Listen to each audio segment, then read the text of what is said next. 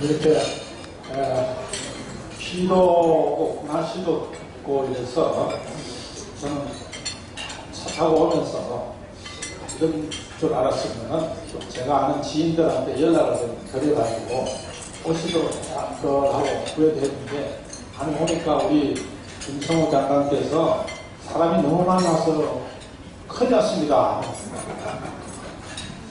그래서 자꾸 저 때문에 많이 왔다 그러는데, 저 때문에 오셨습니까? 네. 어깨가 무거워지고. 근데 저 때문에 오시기도 하겠지만, 사실은 제 뒤에 감미로운 음악, 노래가 있으니까 그것도 들어서 오셨을 것이고, 무엇보다도 이 지금 행복 포럼이라는 명칭이 너무 좋은 것 같아요. 그래서 식사하면서 딱 생각하니까, 이 나라에 행복을 가져다 줄 사람이 누군가.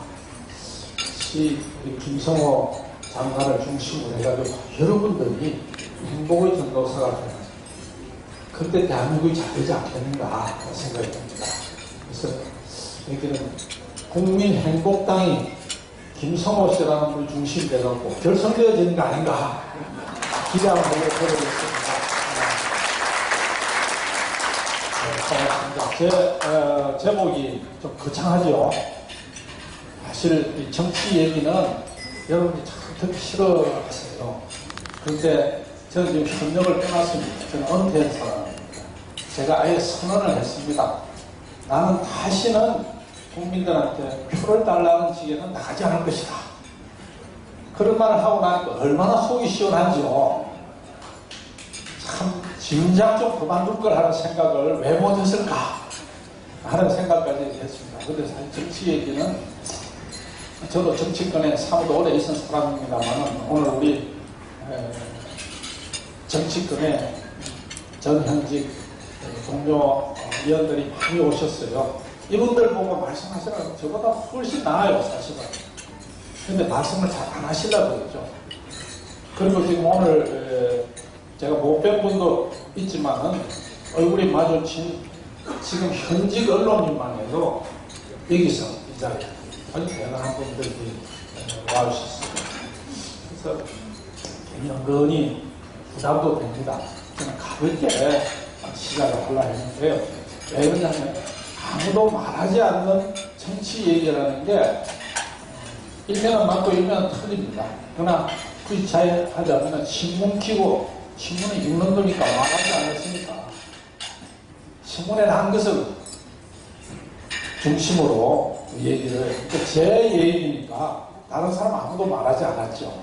그래서 제가 금년 중에 몇 군데 언론에 기고한 것을 중심으로 해서 지금 만마같이 얽혀있는 우리 정치 현실에 대해서 어떻게 한번 접근하고 어떻게 생각해 볼 것인가 하는 문제점을 한번 던지겠습니다. 저보고 사회자께서 속 시원하게 해결해 주신다 그러는데, 하나님이 오셔도 대한민국 정치는 속 시원하게 해결할 수가 없다 하는 걸 먼저 전제로 말씀을 드리겠습니다. 시작해 볼까요?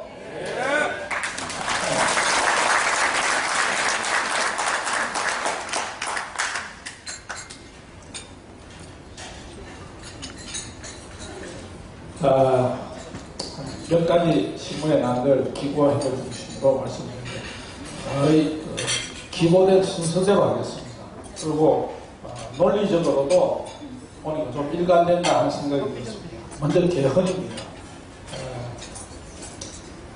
연초에 박 대통령의 연구 기자회견에서 개헌 곤란하다 라고 공개적으로 언급을 했습니다. 박 대통령도 다른 후보들도 모든 정당들도 대통령 되면 개헌하겠다고 했습니다. 근데 왜 개헌은 곤란하다고 했습니까?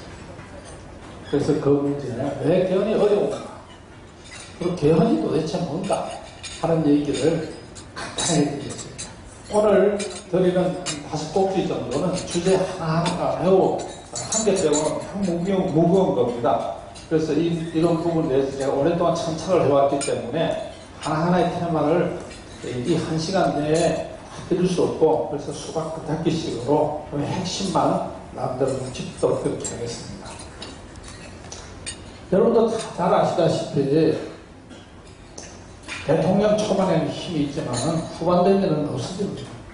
그리고 국회 지금 오늘도 어제도 내일도 국회 관련 기사만 나오면은 그 빨간 줄 일하지 않는 국회 그렇게 나옵니다. 제가 몸 담고 있을 때도 그래요. 그 전에도 그래요. 아마 내일도 그럴 거고 이거 정기국회 때도 또 저럴 겁니다. 왜 저럴 수밖에 없느냐 하는 데 대한 구조적인 문제에 대해서 우리 국민 여러분들이 좀 생각을 좀 해주셔야 된다. 그것이 바로 5년 단위제의 멍해입니다. 5년 단위제 때문에 이런 현상이 생기는 것입니다. 국회가 초반에는 대선 후일정으로 치고받고 후반 되면 다음 대통령 후보 문제 때문에 치고받고 꼭 치고받는 날에 콩콩만 더 삼켜는 거죠. 개헌이 어려운 이유 구체적으로 한 말씀만 더 드리자면요. 대통령 임기 5년인데 헌법회가 다음에 주민제로 한다. 지금 대통령 나올 수 있습니까? 없습니까? 헌법적 보통 대통령 중도에 사퇴해가지고 그러면 헌법 개헌에 간다 하면은 나오지 수 있지 않느냐? 되겠습니까? 안 됩니다. 국회의원 임기는 헌법에 4년으로 되어 있어요. 국회의원이 자기 임기를 반만 하겠다, 3년만 하겠다 하면서 개헌할 수가 있겠습니까? 그래서 제가 국회의장이 됐으라기보다도 국회의장이 됐기 때문에 공평한 입장에서 개헌을 할 수 있는 이 적기를 우리 정치권이 다 놓쳐버렸어요. 그러다 보니까 지금 개헌이 어렵다. 그러나 가야 할 길은 개헌밖에 없다. 어떤 개헌으로 가야 할까요?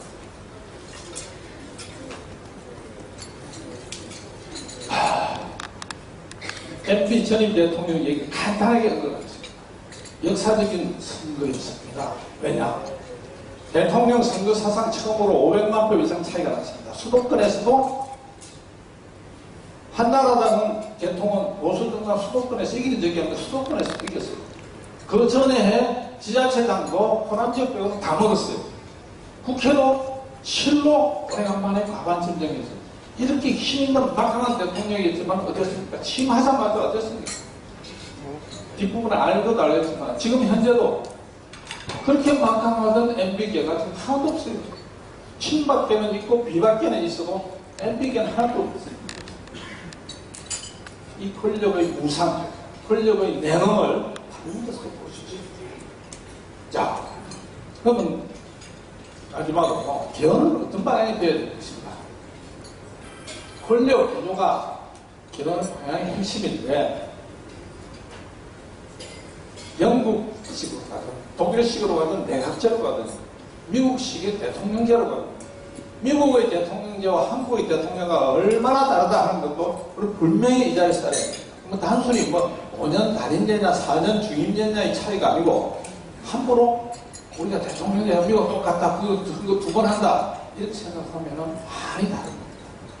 프랑스의 이현정 국가가 어떤 식으로 권력 구조를 바꿔야 하고 그래서 대통령이 혼자 무한 책임을 지고 하는 것이 아니고 국회가 일정 부분 국회가 책임을 져야 됩니다. 국회 하면은 중간 부분 말씀하겠습니다. 국회가 지금 우리 국회의원들은요 저도 외국을 가보고 했습니다. 대한민국 국회의원만큼 학력경력의 역대 대통령 중에서요 다 나름대로의 특장이 있지만은 YS와 DJ라는 세계적인 리더십을 가진 사람 우리가 배출을 했습니다. 그분들은 여러분들이 잘 알다시피 비가 오나 눈이 오나 결사적으로 지지하는 콘크리트 지지자 수백만 명을 항상 끌고 다니는 분들이었어요. 그렇죠? DJ나 YS 이런 분이 세계적으로 통불어요. 그런데 이분들이 말년은 어땠습니까? 왜 그 아들들이 전부 깜방에 현직 대통령 시절에 가야 됩니까? 자기가 대통령 하면서. DJ도 YS도 이 직선제, 단임제 구조 하에서는 불행한 대통령이 됐어요. 그런데도 내가 하면 잘할 것이다 하는 이 환상과 미련에 젖어있는 대통령의 불행은 나라의 불행, 국민의 불행으로 연결될 거예요. 그래서 개혁 문제를 이제는 진지하게, 때는 놓쳤지만은 진지하게 생각할 때가 됐다.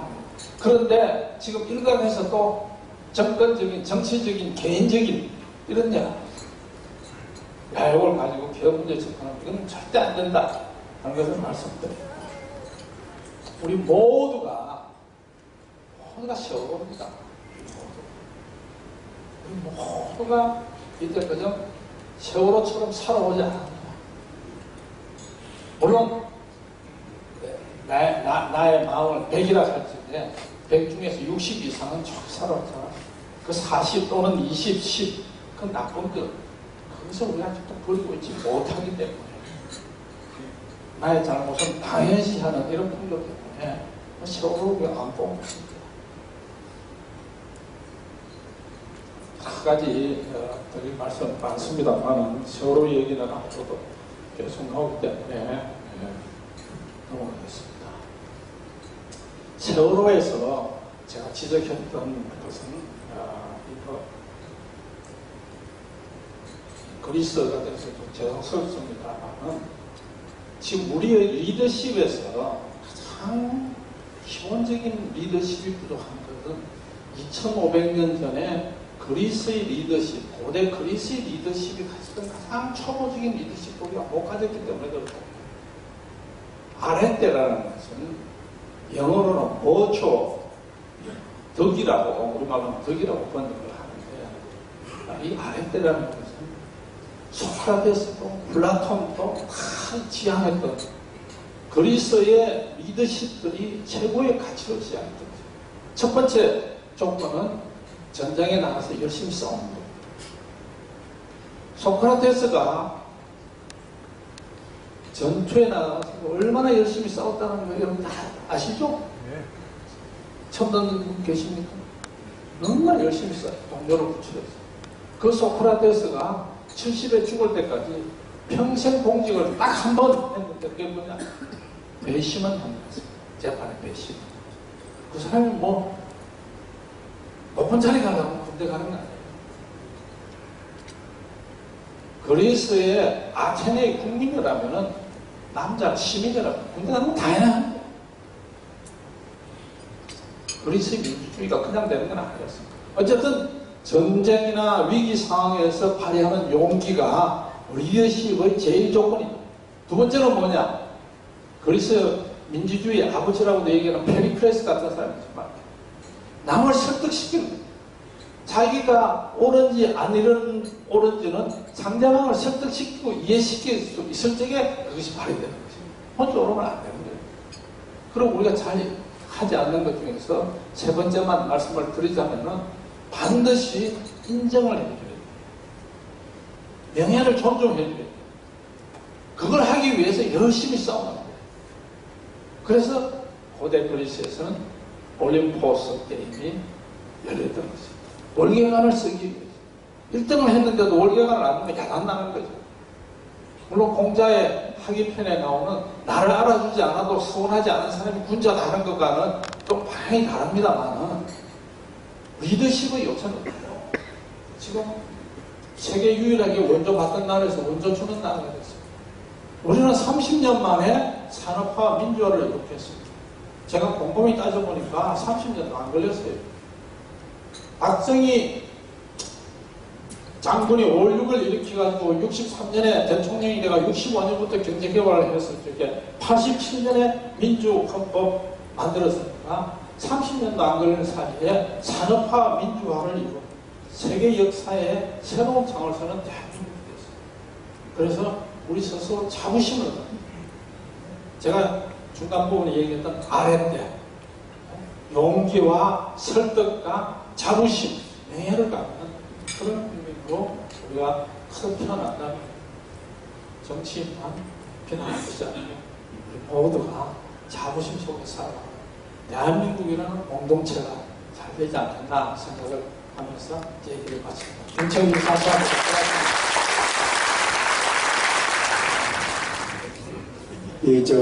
목석의 하백께서 김영호 부장님께서 연설하시는 장면을 이렇게 사진이 아니라 그림으로 그려가지고 오늘 정정을 해드리도록 말씀드리겠습니다. 정정을 해드리겠습니다.